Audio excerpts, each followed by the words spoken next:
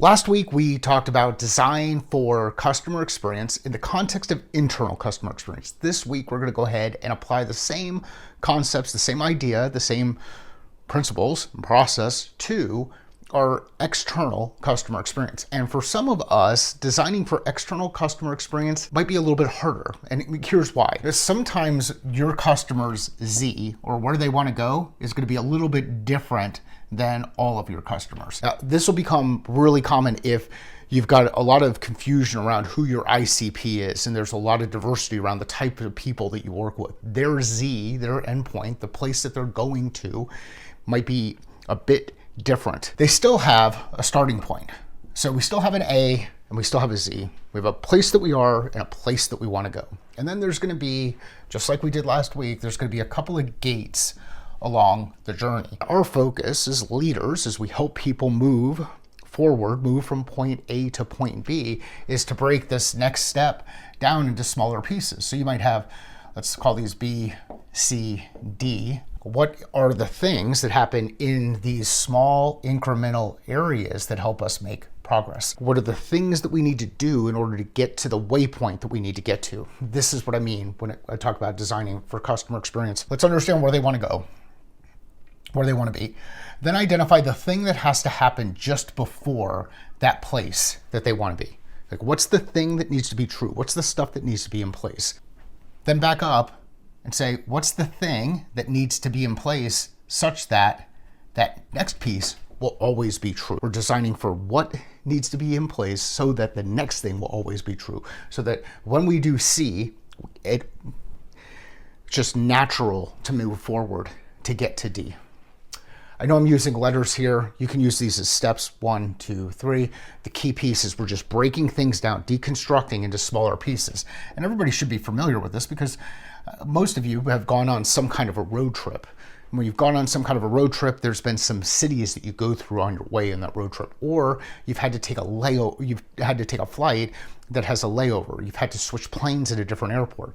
We know that if we're in that first plane and we don't get to the stop at C, we're not going to make it all the way to D. All we're doing is we're just designing backward so that we can start executing and testing forward. Now, here's where the executing and testing forward becomes really hard.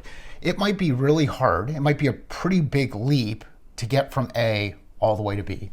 So let's break that down into some smaller pieces. Let's identify what are some of the tools that could be used to help someone make that progress. Let's identify what are some of the processes that we can have in place to help someone make that progress. What are some of the checkpoints that we can have in place, maybe coaching that we can have in place that help nudge people along? So what are your dot ones, dot two, dot three, and dot four that get you to B? We've laid it out. We've got the concept. A lot of times when I'm thinking about this, I'm thinking about it in the same context as the game of life. We never move backwards. And this is where a lot of people will get hung up and they'll say, well, it's not true. Sometimes you have to do things over again. I get it. You do. You have to do things over again. But what's going to end up happening is you're going to meander through the process. And as you meander through the process, you're still picking up new pieces of information. You don't forget anything in the journey unless something changes. The customer quits, then they have to start over again. A new person comes in to the journey at some point in time. You may end up having to start over again, or you might have to ramp them up, bring them up to speed. When we're talking about designing for customer experience, let's understand what success looks like in the eye of the customer. What does success look like?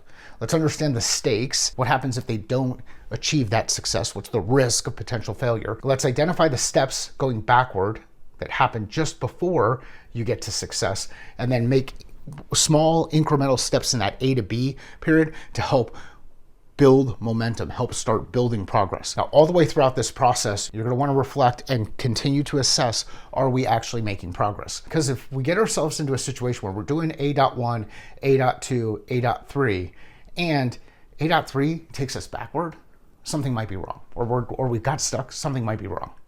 So we design for customer experience by breaking things down into small parts, going out and starting to do those parts, assessing the data associated with those parts, and then making some informed decisions on what we want to do more of, what we want to do less of.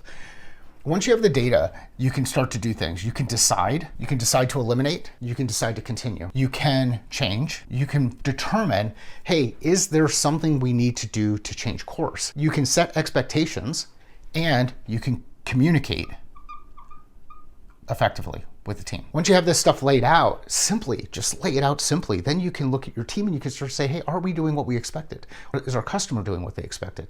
When we design for customer experience and we help them get to Z, then your customers are going to want to do more work with you, and they're actually going to refer more to their friends to come back and start working with you when they're at that A point. If you know somebody who would find this valuable, please share it with them. If you've got a question around it, please let me know that. If you're not subscribed to Learn, Think, Act, make sure you subscribe. That Learn, Think, Act is where we put the words associated with this, the written part of it. So if you're not visual and you don't want to see it built up in a YouTube video, you can read the Learn, Think, Act, and that will prompt you to learn, think differently about something, reflect on how it applies to things you might already know, and do.